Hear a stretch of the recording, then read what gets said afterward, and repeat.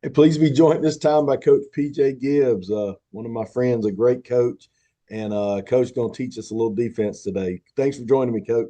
Yeah, Coach. Like I said before, we hope you guys had a really good holiday, and always looking forward to talking ball. So, always like to try to learn something, teach something. But yeah, today what I wanted to really kind of discuss what you and I were talking about off there was kind of how we watch film and get preparation done. For the season. I think that's one of the things that I think, Coach, when you and I started out. We were the huddle. We were the quick Yeah. cut. Like it was, now there's all these different tools and things that we have, or the ability to do. And one of the things that I really do, and obviously, running our three safety system, is formation tendencies and kind of what coaches are going to, do. What are their top three formations?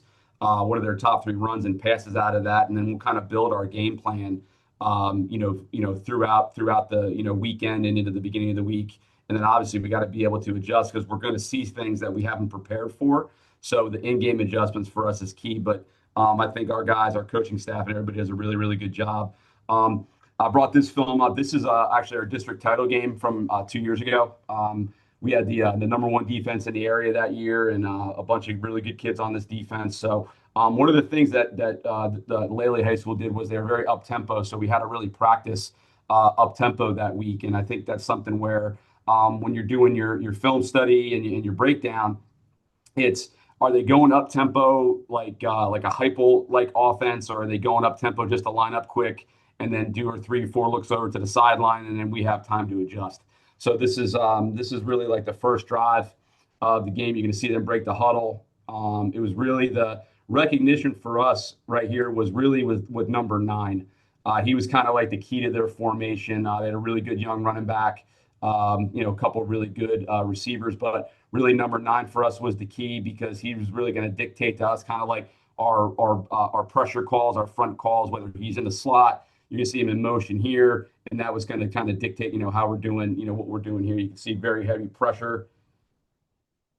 Okay, just kind of go back and look, but you can see we're in our penny front here, and again they're a really heavy inside zone team when they're in a 10 personnel set. So that's kind of what dictated us to be this, cover everybody up, nose over the center, Mike and Jack over the two guards, and then the two ends, and then we have our rover, who's our third safety here, kind of playing, tackle to tackle, and we're playing cover one behind it.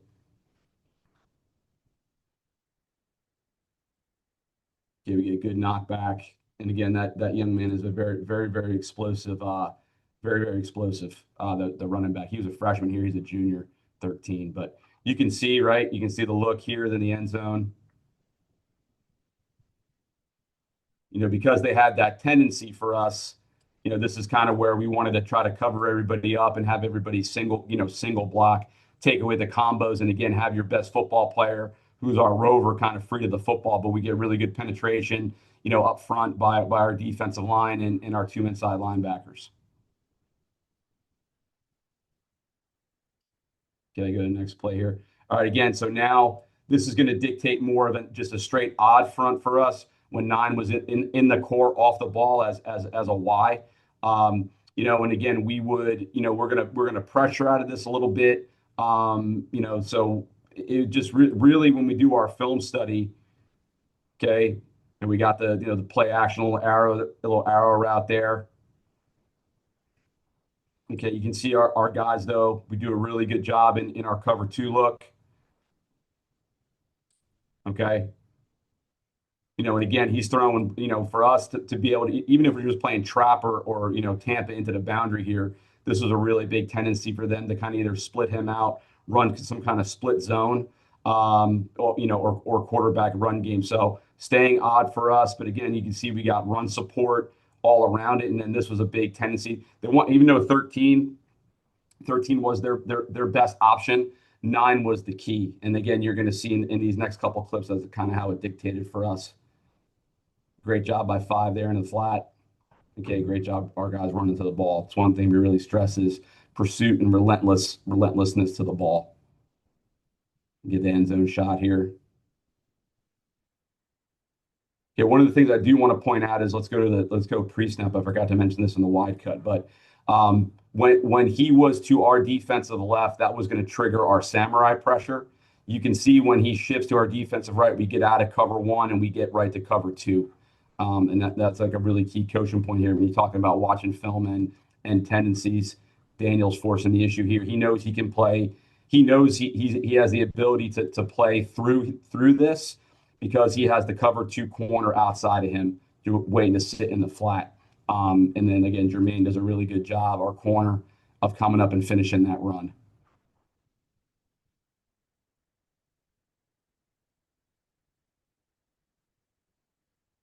Okay, so now 9 is out. Okay, so now what we're doing is we're this is going to trigger a samurai pressure for us. Okay, so what our samurai pressure is, and this is pressure I really like against this look right here with the Y off in the core, and did not make this one up. I got this from Coach Don Brown, who's been a great mentor to me for many years. So essentially, what we're doing is we're taking our strong safety, and we're walking him up in the A gap. Our Viper, who would be your nickel player, is going to have him man to man. We're playing cover one over here. Bradley. I mean, he's he's actually playing wide out at the University of Minnesota right now. But to have a 6'3" kid back there makes you look like you know what you're doing. But we get both defensive ends pitching. We get the jack off the edge. Now you're going to watch McKendy, our nose. He's going to loop, and then the Mike is the open A gap to the running back man. Like I said, I like it as against inside zone boot. One coaching point here and the tendency, that we talked about is if we did get any kind of boot or split zone, we want to make sure that the Viper doesn't get lost in the trash. He really has to, kind of gain a little depth so he can get across and get behind the mic. Really don't want him going underneath because he may get picked off, and then we have some trouble here. But really good job. I wish JR would have our strong safety kind of would have went, but good job by Bradley and Jermaine. Let's go to the end zone cut. Okay, really good job here with communication with our guys. Knowing 9's not in, 80 is really not a threat, but I really wish JR would see how he really should be in this A gap. McKendy's got to get around and do a better job. Just want to jump to this 3rd and long clip right here. Okay, so this is our magic call. So this is like a tendency where, hey, it's 3rd and 8 plus. They're really behind the sticks. So this is one of the where we get the really true 3 high look. We're playing cover 2 principles. We're kind of simulating. All right, we're showing. But I wish Mateo would because I wanted it to look more like a bear look to dictate a slide or something. Johnny does a good job, but he's going to pop here to the hook to curl. Claude's playing the hole. Mateo should be up here popping the hook to curl. Daniel's got that middle pole, which is traditional, cover 3, which you would say your middle third. Here's our half safety, and then Bradley is over here as our half safety with cover 2 corners. So we're kind of dictating them to kind of slide to Johnny here so we can get a one-on-one to this side. And that's where we really thought one of our strengths is to have McKendy, who actually he just committed to Austin P. He went to JUCO. Micah Filzami here is a sophomore. He just committed he could actually sign with Mercer, which I think is maybe up by you, Coach, in Georgia. So, and then Malachi, his brother, is playing at Savannah State right now. See, McKendy does a really good job. All right, and we end up forcing a really bad throw. Okay, giving our offense the ball in plus territory. Okay, here's another shot of it. You see Johnny does a good job popping. McKendy just does a really good job with pressure up the middle. Get a good hit on the quarterback. And like I said, you see the quarterback is looking to throw the post because the post has leverage on our 2 safety, but he doesn't see the pole guy. And now again, we have the one-on-one with McKendy, and he does a really good job against the center here. So, I mean, Coach, that's kind of taking you through, kind of our thought process going into a championship football game against a really athletic and good opponent. But fortunately for us, we came out on top 38-7 and won the first district title in the history of the school. It was a really good night for our football program back in Yeah. 2023. Yeah, absolutely, Coach. I appreciate you sharing. That's good stuff. Yeah, Yeah, Mercer's in Macon. It's up here in Georgia. The yeah, so before I get you out, so yeah. how do you start to get to this point? So you identify nines help us with the formation. You identify Mhm. like what are maybe one or two key things that if you're struggling when you first turn on the film, I mean Yep. Saturday morning at 8 a.m. or whatever it is, what's maybe something you immediately are looking for to kind of even get going to finding those things that allow you to do all this? I think first is like obviously what time of the season is it? Like, is it early on where you really don't have a whole lot? Yeah. Or was it like this situation where it was like, we're deeper into the season, so we do have a bunch of film. I think if you're struggling, I think you just got to take it, because again, every coach has tendencies offensively, defensively, special teams. Like, we knew going into this game that 13 was a really good running back. We knew 9 was the key, but that's just over weeks of looking, when we look at the first 4 games, and obviously, injuries happen.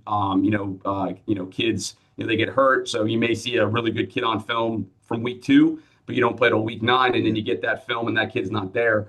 I would say it's really as a coach, it's kind of how you're brought. I mean, me personally, I was fortunate enough to be around 3 Hall of Fame head coaches when I first Mhm. started coaching high school football. Just finished up year 25, which I still can't believe it's been 25 years since I started. But I think it's the foundational principles that you have as a young coach, and Mhm. who's teaching you. But I think for like something like this, you talking about like 9 and all things like that. I think just take it like drive by drive. Mhm. There's no reason to rush. I mean, it's like I brought up the point before about when you and I first started, like we had to do all the breakdown and the film exchanges. And I remember as a young coach when we got the DVD burner, right, and Yeah, we that got was to big time. That was big burn time. DVDs, and I had to go meet coaches on the Parkway rest stop to exchange DVDs, and but I would say just be patient, like, and the thing is too, one of the things that I think a lot of people, because again, when you're in it, you feel like you got to be in it like for hours, right? I Mhm. think if you the secret, what one of the sayings that I think Mike Lombardi said when I was watching one of the Bill Belichick, the secret of a lot to what lies in the non-obvious, right? So like if you take a break, like if you go to Top Golf and hit some golf balls, or just take a walk around your neighborhood, you'll be able to kind of reset, and then go back in with a I don't want to say like a fresher perspective, but Mhm. sometimes when you get yourself so inundated, you might miss like 1 or 2 key things that you just don't notice because you're like, just I need to find something, I need to find something, I need to find something. So I would say like just get up from your computer or get out of the office, and it could be a 5 or 10 minute deal where you just walk around and just reset your mind, and then you come back and you just kind of refocus. And but yeah, I would say take it play by play, drive by drive, and don't put too much pressure on yourself to just to find that